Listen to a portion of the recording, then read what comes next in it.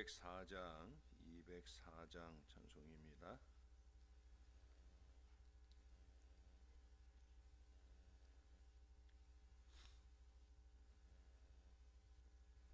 주의 말씀 듣고서 준행하는 자는 반석 위에 터닫고 집을 지음 같아. 비가 오고 물나며 바람 부딪혀도 반석 위에 세운 집 무너지지 않네. 잘 짓고 잘 짓세, 우리 집 잘 짓세. 만세 반석 위에다 우리 집 잘 짓세. 주의 말씀 듣고도 행치 않는 자는 모래 위에 터닫고 집을 지음 같아.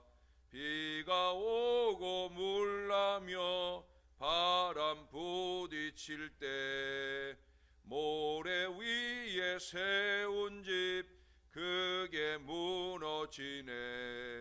잘 짓고 잘 짓세, 우리 집 잘 짓세.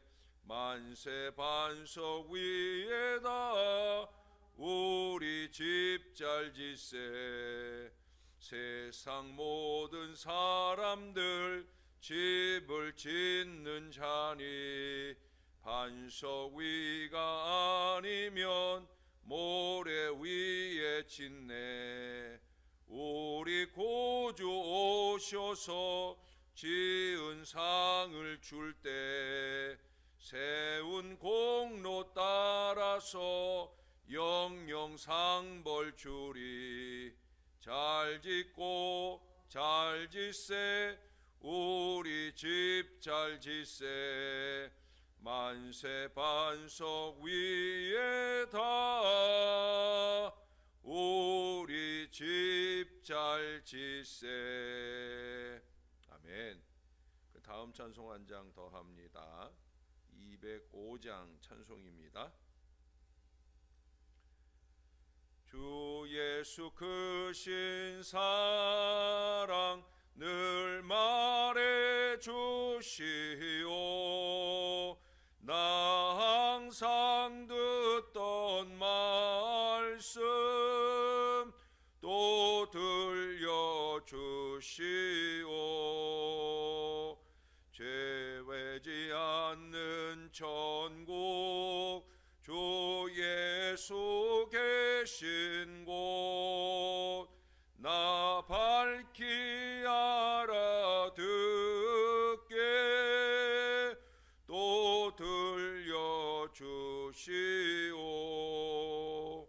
나 항상 듣던 말씀, 나 항상 듣던 말씀, 주 예수 크신 사랑 또 들려주시오.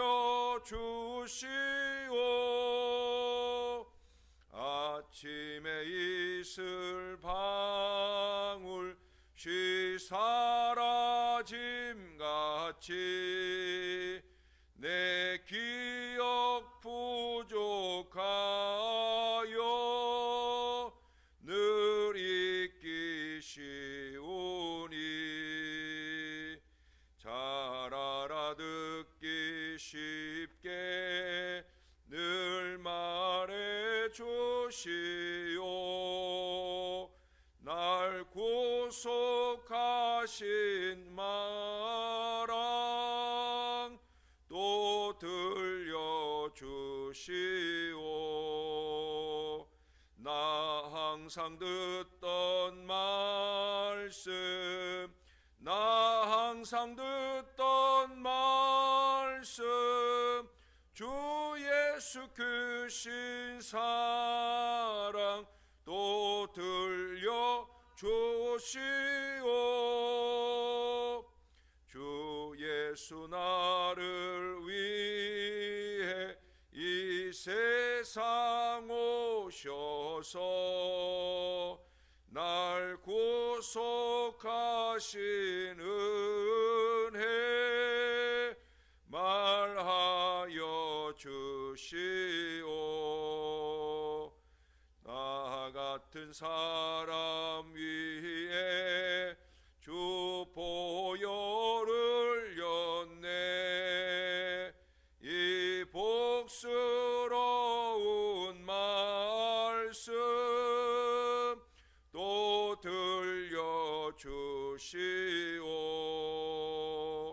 나 항상 듣던 말씀, 나 항상 듣던 말씀, 주 예수 크신 사랑 또 들려주시오. 이 세상 헛된 영화 날 미혹할 때에 주 예수 크신 사랑 늘 들려주시오. 전국에 빛난 영광 내 눈에 비칠 때 주 예수 크신 사랑 또 들려주시오. 나 항상 듣던 말씀, 나 항상 듣던 말씀, 주 예수 크신 사랑 또 들려주시오.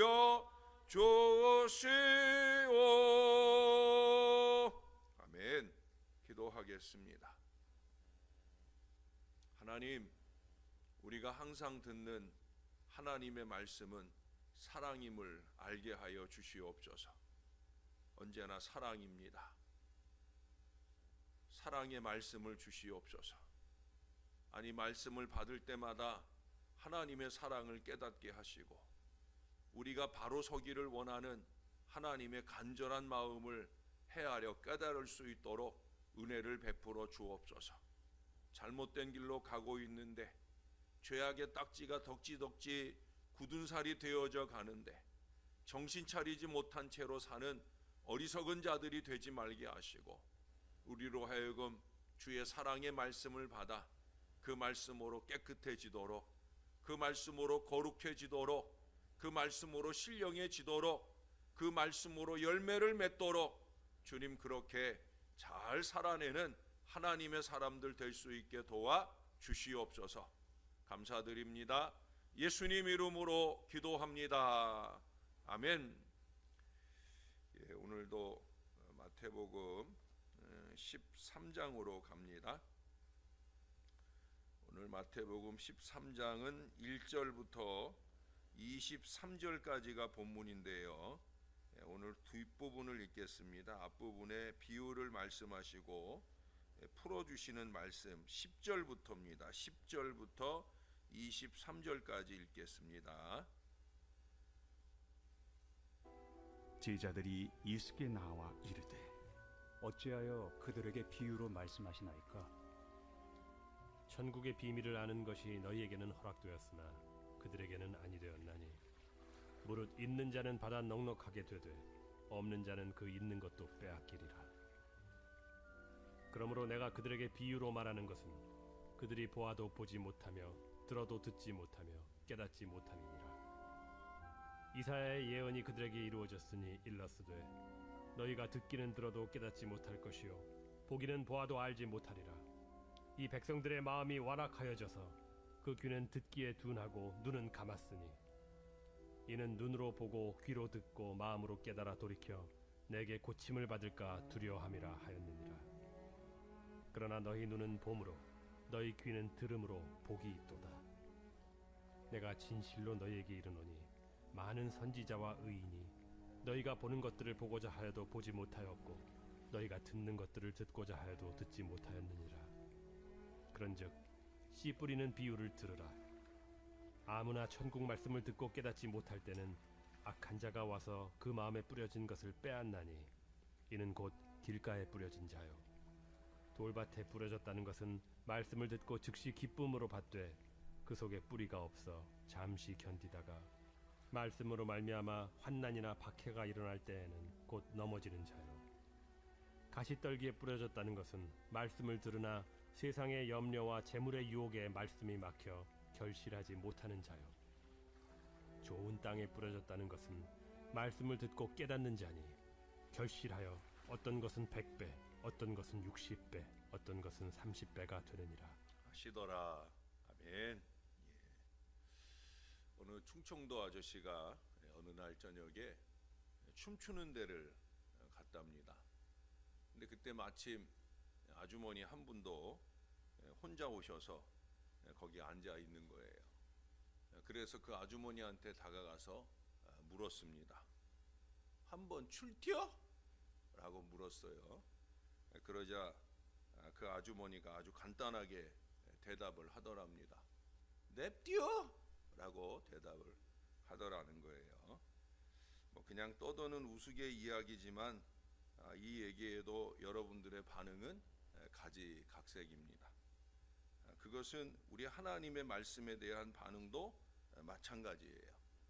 어제 보았던 말씀의 마지막 구절에 누구든지 하늘에 계신 내 아버지의 뜻대로 하는 자가 내 형제요 자매요 어머니이니라 라고 말씀을 했는데, 그 아버지의 뜻이 담긴 그 말씀에 대해 우리 마음이 어떻게 반응하느냐가 바로 그 행함을 결정하게 되어집니다. 더 나아가서 그 이상 결실의 여부를 결정하기도 해요. 오늘 이 말씀처럼 너무나 우리가 자주 듣고 잘 아는 말씀에 대해서는 더욱더 그렇습니다. 씨 뿌리는 비유네 이러고 그냥 끝나는 경우가 많이 있다는 거예요. 여러분, 오늘 본문의 예수님의 비유와 그 해석은 바로 마음을 다루는 거예요. 마음. 오늘 이 비유는 과연 무엇을 이야기하고 있습니까? 이 비유의 초점은 농부도 아니에요. 또 씨앗도 아닙니다. 바로 땅에 있는 거예요. 즉 마음에 있다는 거예요. 그러므로 흔히 씨 뿌리는 비유라고 예수님께서도 18절에 씨 뿌리는 비유를 들으라 하셨지만은 실제적으로는 밭의 비유라고 말할 수 있다는 거죠. 밭이 중요한 거예요. 마음이 중요한 거예요. 누가 씨를 뿌리느냐, 어떤 씨를 뿌리느냐, 누가 설교를 하느냐, 어떤 말씀을 말하느냐, 이게 중요한 것이 아니라 마음, 그 말씀을 받는 마음, 마음이 문제라는 거예요. 우선 이 점을 잘 기억해 두시길 바래요. 이 비유는 하나님의 말씀을 받아들이는 사람들의 그 마음 상태를 유형별로 4가지로 나누어서 말씀을 하지요. 길가와 돌밭, 그리고 가시떨기와 좋은 땅, 이렇게 4가지예요. 자, 첫째로 길가와 같은 마음입니다. 마음이 딱딱하여 여기에는 아무리 씨를 뿌려보았자 도무지 자랄 수가 없는 그런 마음이라는 거예요. 길가의 마음을 특징 지어주는 단어는 뭐겠습니까? 단단하다는 거죠. 사람들이 자꾸 밟아대는 바람에 단단해진 거예요. 단단하다는 것은 아주 굳어버린 상태를 말하는 거예요. 폐쇄적인 마음, 마음의 문을 굳게 걸어 잠근 답답한 상태를 말하는 거예요. 어찌 보면 예수 믿기 이전의 마음인 경우가 많아요. 오늘도 보세요. 제자들이 10절에 보니까 제자들이 예수께 나와 이르되 어찌하여 그들에게 비유로 말씀하시나이까. 이르되 천국의 비밀을 아는 것이 너희에게는 허락되었으나 그들에게는 아니 되었다. 그들은 어떤 사람이에요? 이 길가와 같은 마음의 사람들이, 제자가 아니에요. 여러분, 산상수훈을 시작할 때 그 마태복음 5장에서도 제자들이 나아온지라, 제자들에게만 특별히 말씀하셔요. 제자들만 특별히 깨닫는 거예요. 그래서 예수 믿기 이전의 마음이라고 제가 말하는 거예요. 교회는 다니지만, 교회는 오래 다녔지만 소용없는 거예요. 제자가 아니면 말씀을 받는 태도가 다른 거예요. 길가의 땅이 사람들의 발에 밟혀서 아주 딱딱하고 단단해졌듯이 우리가 생각하기에 아마도 이런 사람은 그동안 여러 사람으로부터 이런저런 마음에 큰 상처를 입어서 그렇게 되었는지도 모르겠어요. 그러니 어떤 이유로건 이렇게 마음이 닫혀 있으면 하나님의 말씀이 자리 잡지를 못하게 되는 거예요. 여러분, 선입견을 버려야 합니다. 복음을 들으면서도 이미 선입견을 가지고 이 마음의 문을 닫은 채로 앉아 있으면 절대로 은혜가 되지를 못하는 거예요. 오늘 예수님이 우리가 읽은 말씀 중에 전반부에서 강조하는 내용이 그거예요. 특별히 14절 15절에 이사야서 말씀을 인용해서 말씀하잖아요. 너희가 듣기는 들어도 깨닫지 못할 것이요 보기는 보아도 알지 못하리라. 이 백성들의 마음이 완악하여져서 그 귀는 듣기에 둔하고 눈은 감았으니 이는 눈으로 보고 귀로 듣고 마음으로 깨달아 돌이켜 내게 고침을 받을까 두려워함이라. 두려워할 거는 그게 아니잖아요. 그렇죠? 고침을 받는 걸 감사하게 생각해요. 하나님의 말씀을 받고 내 삶을 고치는 것을 감사하게 생각해야지, 내 삶을 안 고치겠다고 말씀을 거부하는 이 어리석은 마음이 이게 문제라는 거예요. 은혜 받을 간절함이 없으면 자꾸 졸리는 거예요. 딱딱하게 굳은 마음이 말씀의 씨앗을 자꾸 밀어버리는 거예요. 그런데 여러분, 그보다 더 큰 문제는 뭐예요? 여기 4절에 보면 길가의 씨앗을 누가 먹는다고 그래요? 새들이 먹는다고 그래요. 새들. 그런데 오늘 19절에 가보세요.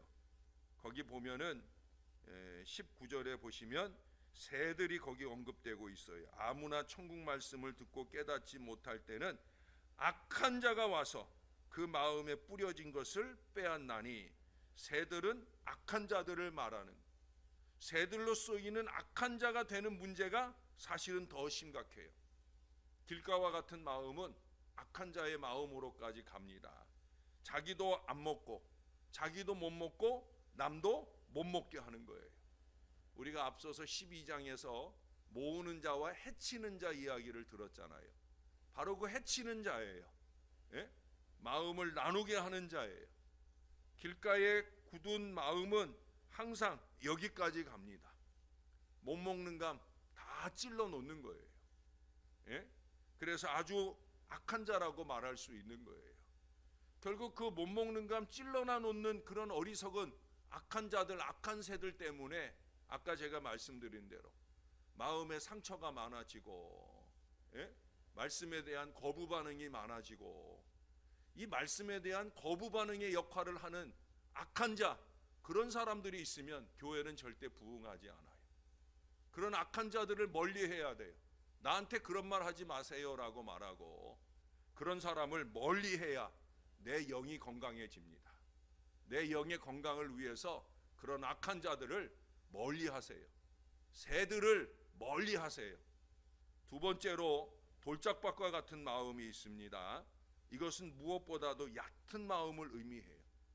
믿음이 얕은 것을 의미하기도 합니다. 돌짝밭의 특징은 흙이 덮어 있기는 하되 아주 얇게 덮여 있다는 거죠. 그러니까 씨앗이 뿌리를 내리기는 하되 깊이 내리지를 못합니다. 심지가 얕은 곳에서는 깊은 생각이나 헌신이 나올 수가 없다는 거예요. 기도도 깊지 못해요. 수박 겉핥기의 신앙 수준에 머물러서 신용이나 내는 정도에 그치게 되어집니다. 신용은 깊이가 아니잖아요. 여러분 거기 21절에 보세요. 그 속에 뿌리가 없어 잠시 견디다가 말씀으로 말미암아 환난이나 박해가 일어날 때에는 곧 넘어지는 자요. 여러분, 말씀이 넘어지라고 주는 거예요? 아니에요. 믿음이 얕으니까, 마음이 얕으니까 오히려 말씀 때문에 넘어지는 거예요. 왜? 여러분, 말씀이라는 게 그래요. 요한계시록에도 얘기했지만 우리의 입에서는 달지만 우리의 배에서는 쓰게 된다고 그랬잖아요. 말씀을 지키는 게 그렇게 어려운 거예요. 왜? 지금까지 내가 해왔던 악한 행습이 있잖아요. 지금 말씀은 그걸 버리라는 거예요. 말씀이 이렇게 얘기하니까 이대로 살아야 된다는 거예요. 나같이 믿음 없는 사람들이 지금까지 해왔던 대로 내가 생각하는 그 자기 고집대로 사는 게 좋은데 말씀은 그러면 안 된다는 거예요. 그러니 받을 때는 은혜로 받았는데 그 말씀대로 살려고 하니까 너무 힘든 거예요. 그래서 삶을 버리지 못하고 뭘 버려요? 말씀을 버리는 거예요. 안타까운 일이죠. 사랑과 겸손, 자비와 온유, 이러한 성령의 열매들은 모두 깊은 깨달음의 마음을 통해서 우리 안에서 나오는 거예요. 우리는 이 수준까지 갈 수 있어야 돼요. 예? 얕은 마음에서 좀 벗어나야 된다는 거예요. 그 다음에는 뭐가 나와요? 가시떨기밭과 같은 마음이 있습니다. 이 밭은 부드럽고 좋은 땅을 가지고 있기는 한 거예요. 예? 그런데 씨가 자랄 때 그 위에 있는 가시도 함께 자라게 되므로 이 나무의 결실을 막아서 결국 열매를 맺지 못하게 되는 땅이에요. 가시의 모양은 각자가 다 달라요. 우리 각자가 개인적으로 집착하는 그 무엇이 가시 역할을 합니다. 심지어 가족인 경우도 있고요. 때로는 건강이나 물질인 경우도 있어요. 그 존재 자체가 가시인 경우도 있지만은요, 대부분 보면 그것에 집착하는 우리 마음이 곧 가시인 경우가 훨씬 더 많다는 거예요. 그러므로 이것은 염려하는 마음을 말합니다. 염려라는 단어에는 분열이라는 뜻도 함께 들어 있어요. 나뉘는 마음이에요. 누구로부터? 하나님으로부터. 예? 지나친 염려는 그 자신을 하나님과 분리시켜요. 신앙이 뭐예요? 하나님을 믿는 거예요. 믿음의 심지를 하나님께 뿌리를 내리고 견고히 하는 거예요. 근데 자꾸 염려는 하나님으로부터 우리를 분리해낸단 말이에요. 말씀을 듣고 깨달아 어느 정도 뿌리를 내리지만 과도하게 세상의 염려와 근심에 사로잡히면 믿음을 해치게 되어지는 거예요. 요즘 이 코로나에 대한 염려가 바로 그 좋은 예죠. 여러분, 코로나에 대한 염려를 너무 많이 하지 마세요. 이 염려가 많아지면 결국 우리의 믿음은 믿음 같지 못한 모습으로 전락하게 되어지는 거예요. 이게 너무 가슴 아프고 답답해요. 뭘 천국 본향을 가진 사람들이 왜 자꾸 그렇게 두려워하고 염려하고 걱정하는가? 여러분, 오미크론 같은 경우는 독감으로 죽는 비율보다 훨씬 더 적다잖아요. 너무 걱정하고 너무 염려하지 마세요. 예? 우리가 분명한 믿음을 가지고 말씀을 의지하고 이 신앙으로 살아야 되는 거예요. 그래서 마지막으로 얘기하는 게 뭐예요? 좋은 땅이라야 결실한다는 말씀이에요. 씨앗이 뿌려지는 그 여러 가지 땅이 있지만은 결국은 어떤 땅이 결실하느냐? 30배, 60배, 100배의 결실을 거둔 땅은 과연 어떤 땅입니까? 좋은 땅이에요. 좋은 땅. 옥토만이 좋은 열매를 맺게 되는 거예요. 그것은 성령으로 거듭난 새로운 마음을 말씀하는 거예요. 누가복음에서는 이 마음을 착하고 좋은 마음이라고 말씀을 했어요. 착하고 좋은 마음. 제가 목회를 해봐도요, 기본 심성의 악함으로는 은혜의 말씀 받기가 쉽지 않은 것 같아요. 심술통이 자리 잡고 있다 보니까 말씀이 해치고 들어갈 수가 없어요. 예? 심술통이 덕지덕지 붙어가지고 말씀에 대하여 얼마나 완악한지. 그 예수님이 완악하다는 표현을 그래서 쓰는 거예요. 여러분, 착하고 좋은 마음, 그 위에 성령의 기름이 잘잘잘잘 흐를 수 있어야 되는 거예요. 그러기 위해서는 옥토라 할지라도 계속해서 일구어야 결실할 수 있는 겁니다. 땀이 필요하다는 거예요. 적당한 걸음도 필요합니다. 무엇보다 우리 성도들의 마음이 기름진 옥토가 되기 위해서는 성령으로 날마다 새롭게 거듭날 마음, 충만해질 마음에 간절함이 있어야 되는 거예요. 그래서 거룩함이라는 거는요, 말씀만 가지고 되는 게 아니에요. 말씀과 기도가 우리를 거룩하게 한다. 디모데전서 4장 5절은 그렇게 가르쳐 주는 거예요. 말씀과 기도가 잘 어우러져서 우리 안에서 거룩함이 되는 거예요. 사랑하는 여러분, 누구도 자기의 마음을 과신해서는 안 돼요. 내버려 두면 굳어지기도 하고 온갖 잡초가 자라 덮이기도 하는 거예요. 그게 땅이요, 그게 바로 우리의 마음입니다. 그건 목사라도 소용없어요. 다 똑같은 거예요. 그러므로 날마다 읽을 수 있어야 됩니다. 말씀의 쟁기로, 기도의 곡괭이로 끊임없이 거룩하게 일구어 갈 수 있어야 되는 거예요. 성령으로 걸음 주어야 되는 거예요. 어제 말씀처럼 그리스도의 표적이 되기를 간절하게 열망하면서 그 모든 노력들을 이루어 가야 되는 거예요. 왜? 나만의 구원이 아니라. 여기 그러잖아요. 100배, 60배, 30배. 내게 뿌려진 말씀이 나 한 사람 구원하는 걸로 끝나면 안 돼요. 내게 뿌려진 복음이 나 한 사람 구원하는 걸로 끝나면 안 돼요. 예?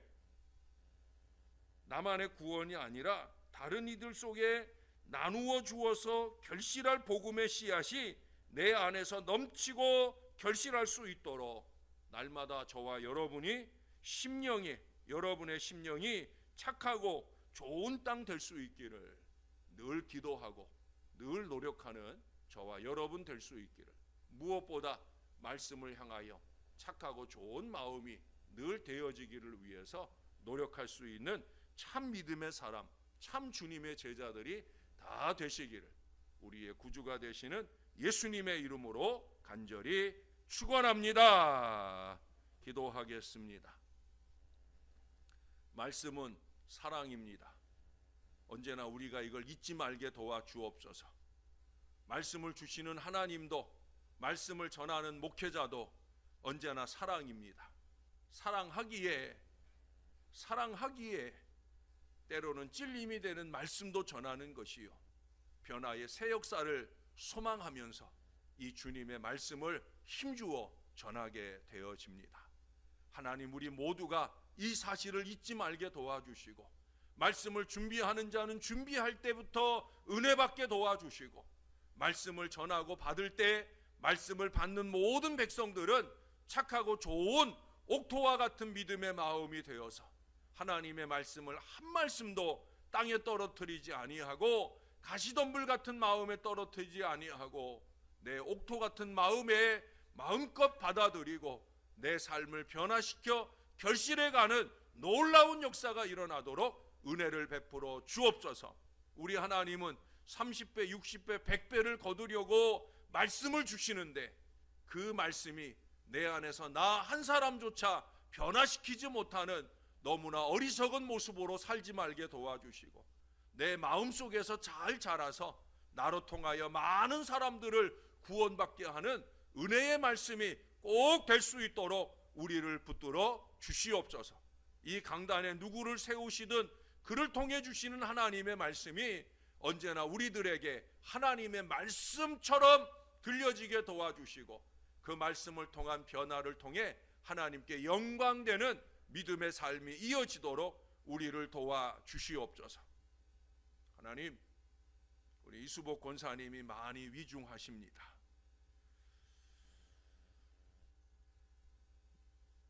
하나님이 꼭 붙들어 주시옵소서.